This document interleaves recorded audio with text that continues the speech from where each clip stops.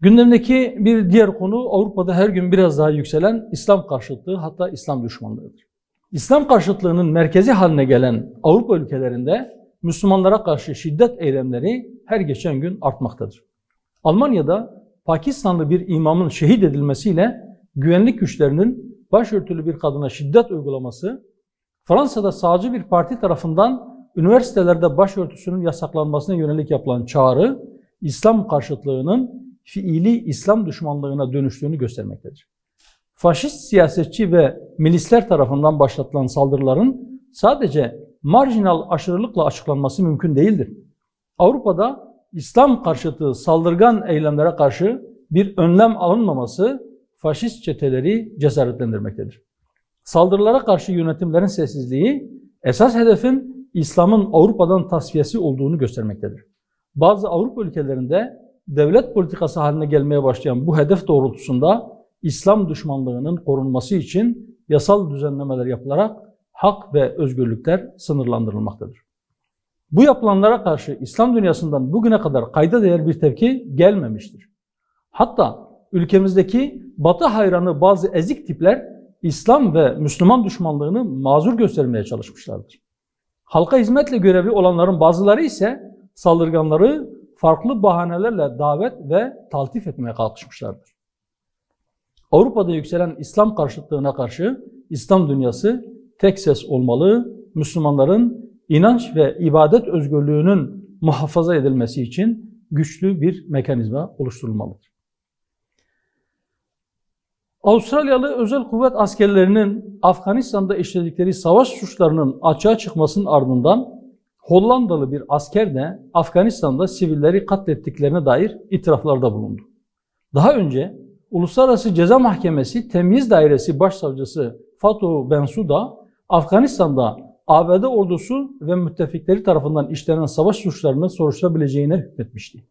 Ancak Amerika, Uluslararası Ceza Mahkemesi çalışmalarına ve çalışanlarına karşı yaptırım kararı almıştı. Bununla da yetinmeyen ABD Başkanı Trump, geçtiğimiz günlerde Irak'ta sivilleri katleden özel bir savaş şirketinin kiralık katillerini affetti. İtiraf ve belgeler, ABD ve müttefiklerinin Afganistan'da sivillere karşı savaş suçu işlediğini ortaya net bir şekilde koymuştur. İstikrarı sağlamak gerekçesiyle müdahale edilen Afganistan ve Irak'ta kasıtlı olarak hedef alınan binlerce sivil kişi katledilmiştir. Bugün NATO bünyesinde bu katil devletler hala işgal ve katliamlarına devam etmekte, işgal ettikleri ülkeleri istikrarsızlığa mahkum etmektedir.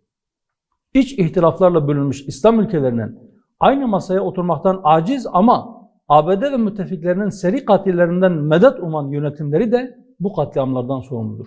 İslam dünyası kendi sorunlarını çözebilecek, işgalci güçlerin İslam topraklarına müdahalesini engelleyecek bir iradeye sahip olmalı, savaş suçu işleyen katillerin hesap vermesi sağlanmalıdır.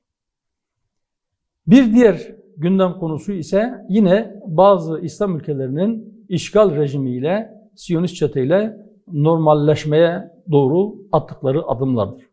Bütün uyarı ve ikazlara rağmen Siyonist işgal rejimiyle normalleşme adı altında Kudüs ve Filistin davasına ihanet eden ülkelere her gün yenileri katılmaktadır.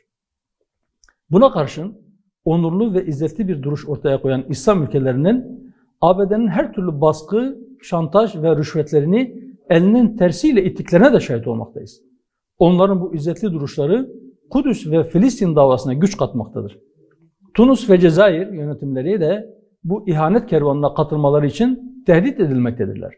Ama elhamdülillah şu ana kadar bu iki ülkenin duruşları takdire şayandır.